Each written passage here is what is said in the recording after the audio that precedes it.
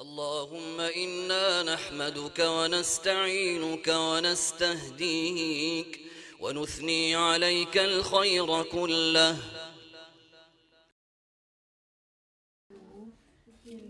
Alors attention, pas illa. Là, il n'y a pas de shadda. C'est un autre sens. Ça existe illallah. Quand tu dis la ilaha illallah, mais ça s'écrit plus comme ça. On va bientôt le voir comment ça s'écrit. Ila.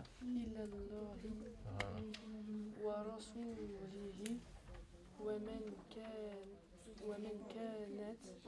Les élèves, quand on leur propose cette avancée individuelle, on voit que les résultats sont vraiment meilleurs, pour deux raisons.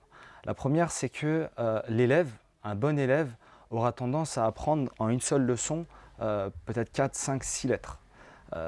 En fonction de ses facilités, en fonction de ses capacités, ça lui permet d'avancer vraiment à un rythme qui lui est propre. Au contraire, l'élève qui est en difficulté, c'est le deuxième point, lui, ça lui permet de prendre son temps, d'être à son rythme, d'apprendre peut-être une ou deux lettres dans la séance, mais au moins ça lui permet de ne pas se décourager parce qu'il suit à son rythme et il ne va pas se dire « bah tiens, mes camarades sont déjà en avance, moi j'arrive plus à suivre », donc le prof suit en général les bons élèves. Là, comme c'est à son propre rythme, ça lui permet d'avancer et de ne pas baisser les bras.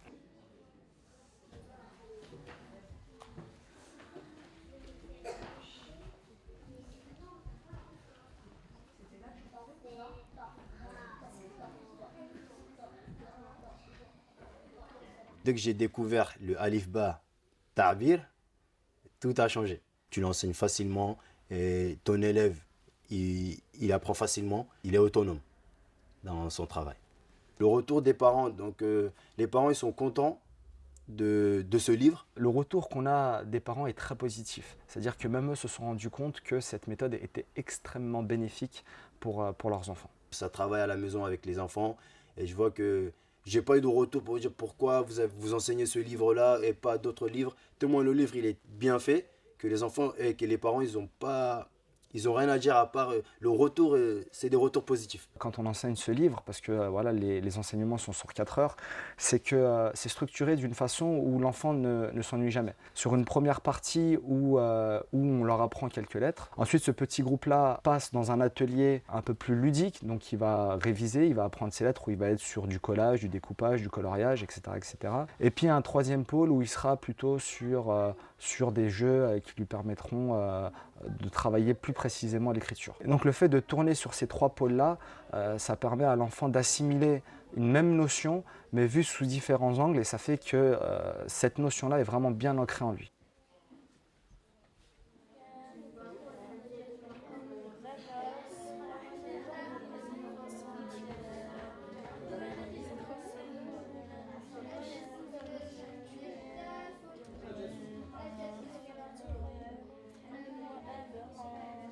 Au niveau 3, on commence le Nahu al-Wadih.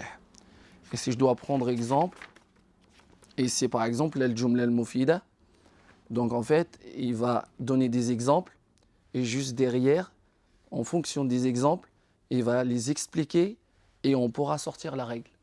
Et c'est plus simple pour un enfant, et c'est plus simple pour son avancée au niveau de l'apprentissage et au niveau aussi de la compréhension.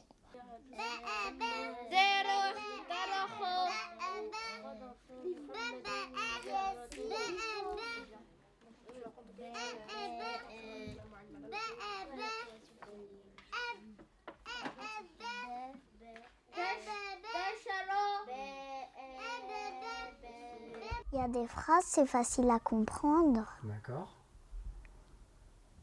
Ensuite? Et ils montrent des exemples. Ils expliquent bien comment c'est. Et c'est tout. Nous avons une association où justement nous avons des classes avec des élèves pour apprendre la lecture arabe. Et nous avons opté pour cette facilité de l'apprentissage de la langue arabe avec Alif Ba. Voilà, donc c'est une méthode très efficace qui a porté ses fruits. Nous l'avons essayé au sein de notre école. Donc nous avons plusieurs classes, nous avons plusieurs niveaux avec des élèves. Les élèves qui savent lire, eh ben, il y a d'autres programmes justement, il y a le numéro 2, le numéro 3 pour pouvoir avancer.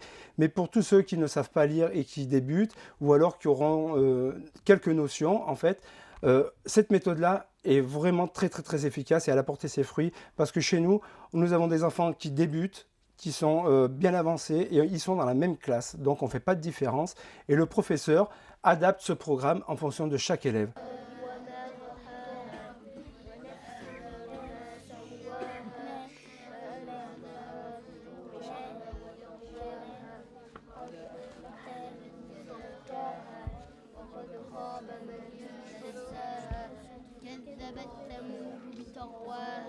Je suis élève enseignante à Dar al-Hikma. Je suis avec des élèves de 8 à 13 ans. C'est ma deuxième année. Quel livre tu étudies? Alif Ba Tajwid. J'ai déjà enseigné Alif Ba al-Qira'a. D'accord. Tu t'occupes de combien d'élèves par classe?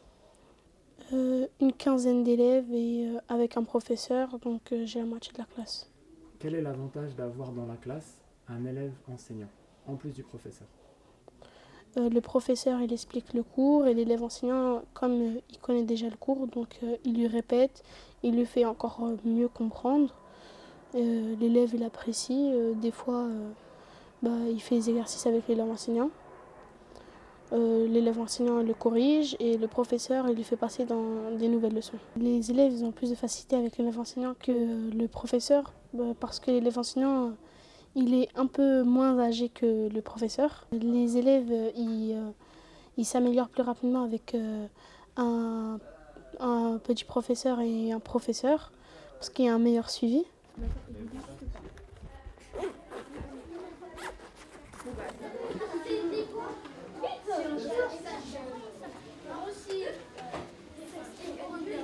Dar al-Hikma, je peux vous assurer qu'ils ont trouvé une méthode, ils nous ont sorti un système de façon à pouvoir apprendre la lecture arabe et la langue arabe avec une facilité. Donc pour tous ceux qui n'ont jamais osé apprendre, n'hésitez pas et ça va faciliter beaucoup de monde.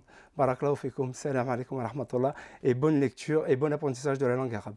N'hésitez pas à vous inscrire à Dar al-Hikma et abonnez-vous. Salam alaikum. اللهم لك الحمد كله ولك الشكر كله وإليك يرجع الأمر كله